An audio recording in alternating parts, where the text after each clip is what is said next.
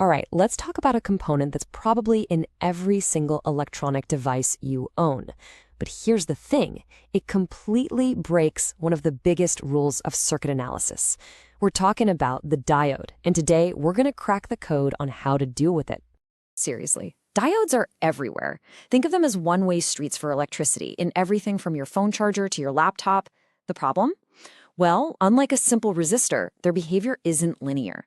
It's not straightforward at all, and that nonlinear nature can turn what should be a simple bit of analysis into a real headache. Slice the big question, right? If you've got a circuit and there's a diode sitting in the middle of it, how do you actually figure out the voltages and currents? Turns out it's not as simple as you might think. At the very heart of this problem is what I like to call the mathematical villain of our story.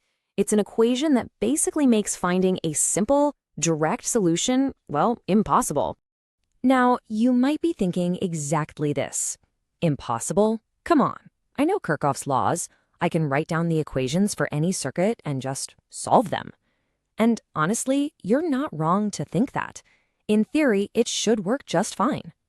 On the surface, the problem looks totally manageable. I mean, we've got the tools, we've got the laws of physics, but the moment you actually try to apply them to even the most basic diode circuit, you just hit a brick wall. Just take a look at this classic textbook circuit. It really doesn't get much simpler, does it? You've got a voltage source, a resistor, and a diode. So you apply Kirchhoff's voltage law, or KVL, and you write out an equation for the circuit. Easy enough, right? And this is what you get. See the problem? The diode voltage, that little VD, shows up both by itself and trapped inside an exponent. This thing is called a transcendental equation, and the key takeaway here is you can't use basic algebra to get VD all by itself on one side. There's just no clean, direct way to solve it. The math itself creates a dead end. So, if the exact math is a dead end, what do? We cheat! No, just kidding. We simplify. We bring in a hero. And our first hero is something called the ideal diode model. The ideal model is our hero because it makes everything incredibly simple. It boils the diode's behavior down to just two states. When the diode is on, or what we call forward biased, we just pretend it's a perfect wire, a closed switch. And when it's off, or reverse biased, it's just a break in the circuit, an open switch. And just like that, our impossible nonlinear problem becomes a simple on or off puzzle. Now, this simplification gives us a really powerful 5-step method called assume and check. Here's how it works. First, you just assume the diode's state. Let's guess it's on. Second, you enforce that by replacing the diode with a simple wire. Third, you analyze that new, much simpler circuit. Now, step 4 is the most important part. You have to check if your answer makes sense. If you assumed it was on, is the current actually flowing forward? If it's not, your assumption was wrong. And that brings us to step 5, iterate. You just go back to the beginning and start over with the other assumption. One of them has to be right. Okay, the ideal model is fantastic, but let's be honest, it's not very realistic. A real silicon diode always has a small voltage drop across it when it's on. So, to get a more accurate answer, we need to add a little dose of reality with our next model. So meet the constant voltage drop model, or CVD for short. It's a really simple but super clever upgrade. We still use our perfect ideal switch, but now we stick a tiny 0.7-volt battery right next to it in the circuit. This little battery accounts for that small voltage drop that a real silicon diode has when it's conducting current. This chart shows you exactly why we bother doing this.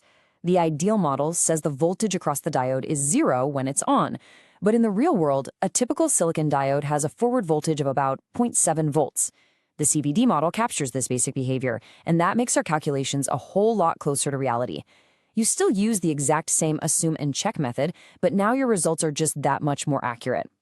But what if close still isn't good enough? For those times when you need higher precision, we've got an even more sophisticated tool in our kit, the piecewise linear model, or PWL. The PWL model refines things even more by adding just one more piece to our puzzle, a small resistor. So now our model has the ideal switch, the little voltage source, and this resistor. Why? Well, this accounts for the fact that a real diode isn't a perfect conductor. It has a little bit of internal resistance. Now, the real genius of the PWL model is how it deals with that impossible exponential curve. Instead of trying to solve the curve itself, it just draws a straight line that approximates a tiny section of it. And as you can see, it's a really, really close match in the specific area we actually care about, which gives us a highly accurate result. So we've got three models: ideal, CVD, and PWL. And this isn't about one being the best one. It's about having a toolkit, It's about knowing which tool to pull out for the job you're trying to do.